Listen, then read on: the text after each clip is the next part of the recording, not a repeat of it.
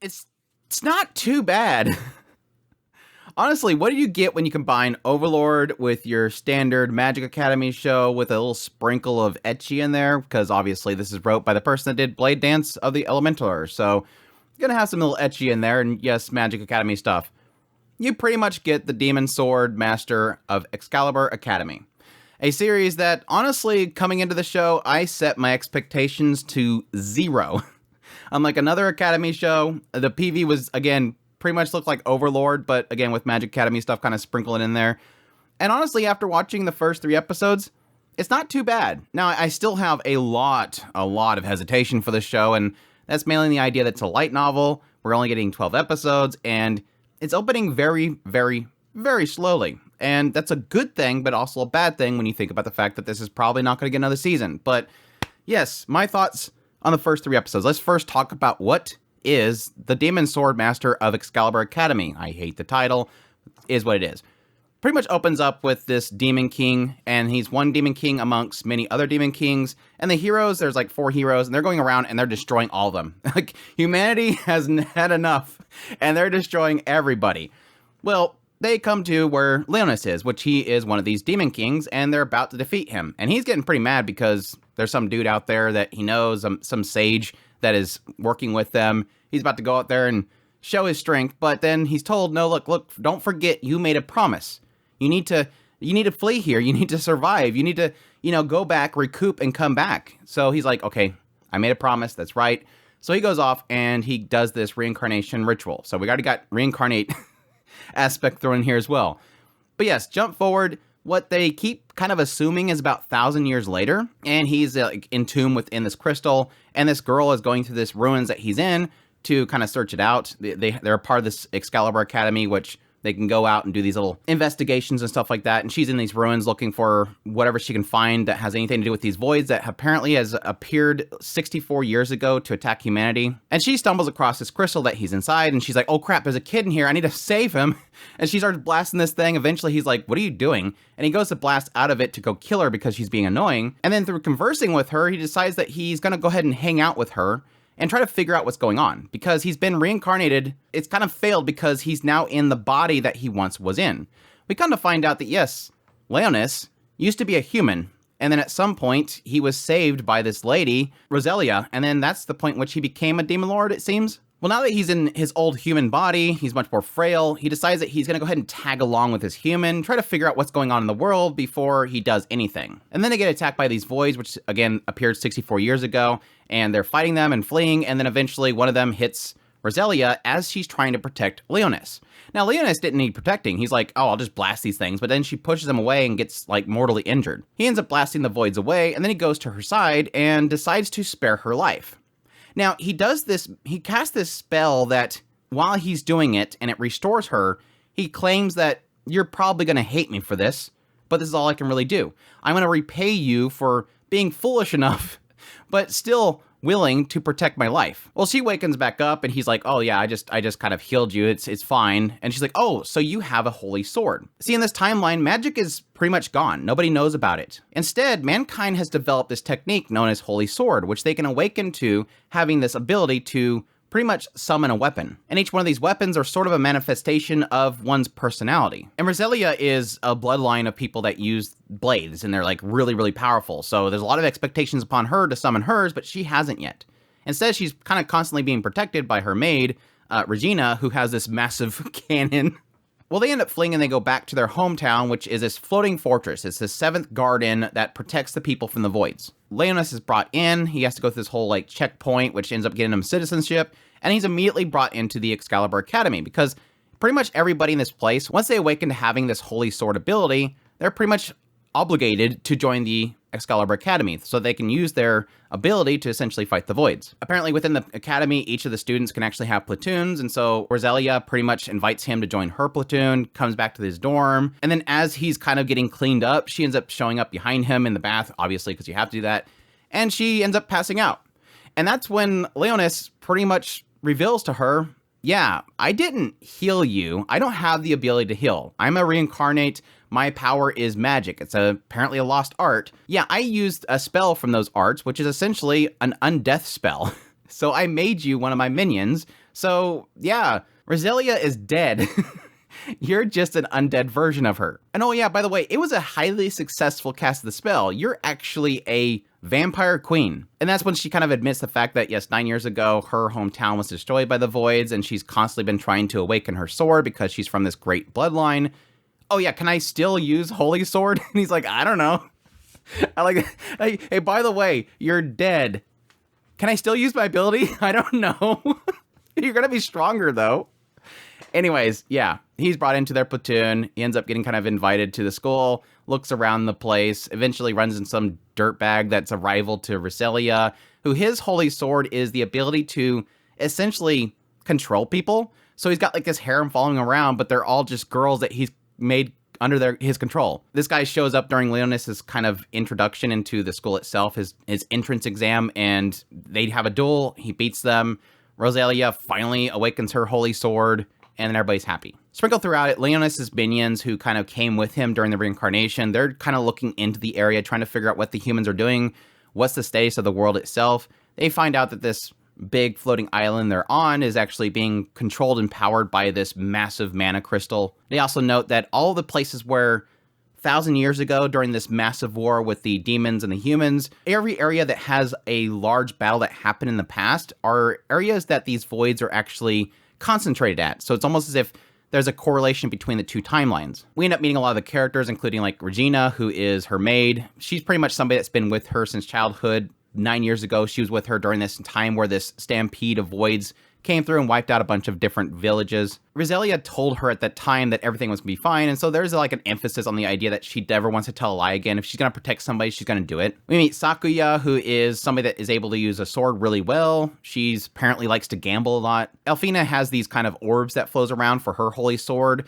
and apparently she used to be like a frontliner attacker, but after this whole situation with losing like 2 of her members of her party, she's kind of been unable to use her power to attack anymore, which is kind of an emphasis they put on it when they first introduced the Holy Sword, this idea that essentially the Holy Sword is manifest from the person, but it always seems to correlate with their personalities. The joke early on is this idea that Regina, who is this, cute pigtail girl, is running around with this massive cannon, but it kind of plays into the idea that a state of mind can sometimes affect your ability, because Elfine, it claims that she had the ability to deliver power at the very beginning when she was in her old party, but that since she lost her party members, it's affected her in a way that now her ability essentially just analyzes things and it watches things. Sherry, which is one of Leonis's minions, she's very cocky and likes to make brash comments about him hanging out with other people and how cute he is in his human form. Blockus, which is this wolf minion that he has, just kind of looking around at things, doesn't really have much personality. And additionally, there seems to be some sort of overarching plot line in the idea that Leonis, when he was a demon lord, made a promise to this Riselya, this person that saved his life and turned him into one of these demon kings. He made a promise to her because she made this prophecy that one day a vessel would appear in a body and he would have to find that vessel, because that's the vessel that's going to hold her power or something like that, which we can all probably assume is probably Riselya, because she's a main waifu character. But we'll see. But yeah, that's pretty much the Demon Sword Master of Excalibur Academy in a nutshell. So my thoughts on this. Yes, to get out of the way, there is not too much uniqueness in the show so far. We're already establishing a lot of your typical tropes and the idea that you have, again, pretty much a demon lord that is reincarnated into a future timeline and still maintaining their power, but they're a little bit more weaker than usual and just trying to figure out what happened during that gap of time, because it seems like the mechanics and everything of the world has changed significantly. We got that trope. We also have the going to the Magic Academy with the main OP character, that whole trope. We have the manifesting weapons type thing, which is another trope. There is a lot of your usual mechanics that this show is borrowing from a lot of different series that does kind of bring it down. And that's, like I said earlier, I have to make it clear that this show, if you've watched decent amount of shows, you're going to see a lot of similarities here. I think the only thing that's kind of really keeping it, interesting for me is really kind of Leonis's personality is a bit different than most. He's very cocky. He's very full of himself.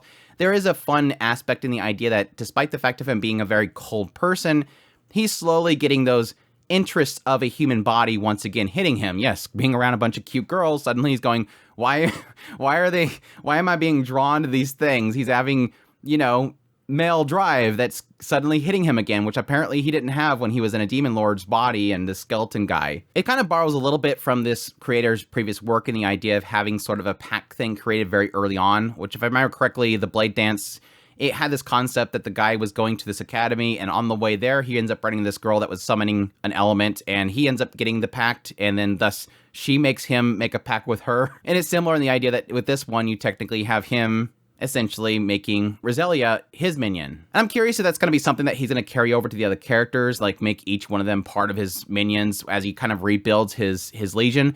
It kind of made it early on an emphasis in the idea that he wants to actually recreate his army. He wants to rebuild his empire. But right now it just seems like he's getting stuck in the idea that, no, I'm going to this academy. I'm going to hang out there because I need to gather information. So he's kind of in just kind of observe mode until he decides what he's going to do going forward, which again, I would assume would be that he's going to want to recreate his empire. But I would assume the direction it's probably going to go is in the idea that instead of rebuilding his empire, it's probably going to be more of a, no, I think I need to deal with the threat of the voids first, because those seem like that's probably the bigger issue here. And it's also kind of playing on that idea of somebody that once was an enemy of humanity kind of becoming a part of humanity. And the idea that early on, he's pretty okay with the idea of, well, this girl's firing this gun at this crystal that I'm in, I'll just destroy her. And then it kind of slips into the idea of, okay, she saved my life. Why the hell would you do that? But I'll repay the favor and I'll save your life. And now it's kind of more moving the idea that now he's just pretty much has a harem and he's inside of a girl's dorm. Why not? So despite the fact that it seems like he's pretty off-put by humans, it does seem like he is enjoying his time being around them. He doesn't have a hatred for them. And again, I think that's kind of playing in the idea that he technically once was human before he was turned into a demon king or demon lord. My assumption is that it'll probably eventually get to a point where it is revealed that the humans in his previous lifespan wasn't necessarily bad people. It's just that you probably had the heroes and stuff were trying to keep them down. And then if you kind of mend it into a way where it does feel like the humans as a race weren't bad guys, again, I was one, could lead itself to the idea of, well, I have a bigger threat, a bigger enemy that's not technically humans. And they're sort of hinting at that with the end of the third episode, because as we see what kind of appears below the fortress that he's in, it looks like the sage that Leonis wanted to go fight from the very beginning of the show. And the sage was a part of those heroes that were coming to destroy him. So those could be technically the greater threat, the one that is his actual enemy. I think the biggest draw that I have for the show so far is I think I like the aesthetic of it. I like the futuristic fantasy type setting, this idea that it kind of blends the area between magic and technology. And it seems like it's doing that very well. I think that kind of first introduction to the floating island was really well done. I think that the art style really sells it. Yes, it's kind of plain and very sanitized look, but that's again kind of the futuristic aesthetic that it's going for. I think my biggest hesitation I have so far is really getting into the academy stuff. Again, typically with a lot of these academy type shows, they emphasize the idea of having to be in a school without necessarily having anything to do with the school, and so it makes you really kind of wonder what's the point other than to force the character to be around a bunch of girls in a dorm. But we'll see where it kind of steers it. So far, it hasn't been so focused on that, rather than it just being, this is literally a military compound. It's not really necessarily a school with a bunch of school kids, even though they're that age. It's more of a focus on the idea of it just being there as a way of training for combat. I am kind of bummed that we don't really have much development happening with the characters, but I think that's a lot to do with the fact that they're spending a lot of time trying to develop the environment and develop the world and the history and everything like that. But yeah, I would like to see a little bit more emphasis put into characters like Regina.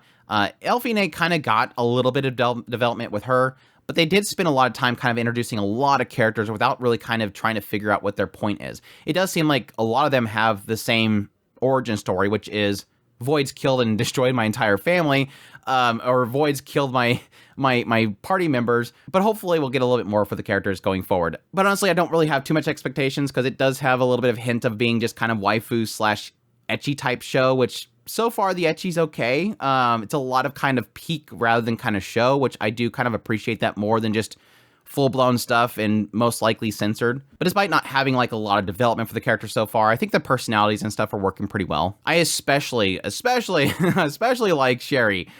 She's a lot of fun. She's kind of she's supposed to be Leonis's like minion, but yet she says a lot of really mean things to him, and he gets really upset at her, but she kind of just goes, oh, I didn't say anything. I don't know what you're talking about. I like how, like, he asks her to come in there to kind of give him an update on what she's found, and she's literally coming in there with donuts and stuff and giving them to him. And then makes some comment about the fact that he made some human into an undead queen vampire. She's a lot of fun. Hopefully they'll have her around more than just pop up for 2 seconds and leave. I will admit there's a lot of moments in this show already where it's like, what? Like, what just happened there? Like, yes, the whole thing with Riselya being pretty much like, oh, I'm an undead vampire queen. Shrug, can I still use my holy sword? Can I still get the holy sword?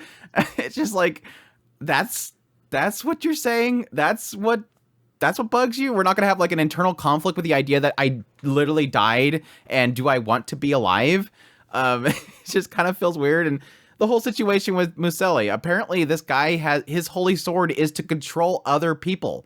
And so he literally has these 4 women following him around that aren't able to control themselves. And he's just sitting there grabbing them and they can't do anything about it. And then it finally has that moment where like it breaks, the spell breaks seemingly. And we're not going to address like how these women feel probably having been forced to walk around with him for years. And why is the school and the government and everybody okay with the idea that he literally has 4 women who probably all have holy swords themselves and he's controlling them? What? Like, are we going to explain any of this? I would assume it's probably just because he's got, like, I don't remember. I think they mentioned something about him being important somehow. So it's probably an aspect that his father is the dean of the school or something like that. So he's able to do whatever he wants, including enslaving people, which is seemingly okay in this world, which is, I guess, again, I just to explain it a little bit, it seems a little weird. But yeah, overall, I'm enjoying it so far. I can't say that it's doing anything really spectacular so far. Nothing here feels new.